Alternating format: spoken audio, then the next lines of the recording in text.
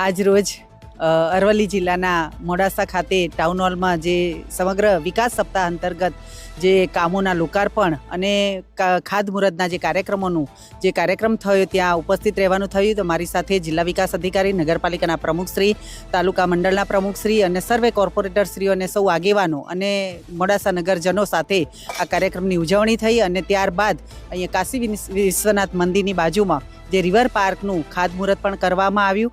એટલે આજે ખુશીનું એક ગૌરવ અનુભવીએ છીએ કે સમગ્ર ગુજરાત જ્યારે વિકાસની હરણફાળ ભળી રહ્યું છે ત્યારે આજે મોડાસા શહેર પણ એ વિકાસથી વંચિત ન રહે એના માટે ખૂબ બધા મોટી સંખ્યામાં એવી મોટી રકમોમાં જે કામોના લોકાર્પણ અને ખાતમુહૂર્ત થયા છે. ત્યારે આજે દેશના વડાપ્રધાન માનનીય નરેન્દ્રભાઈ મોદી સાહેબ અને ગુજરાતના મુખ્યમંત્રી માનનીય ભૂપેન્દ્રભાઈ પટેલ સાહેબને પણ અભિનંદન આપીએ છીએ.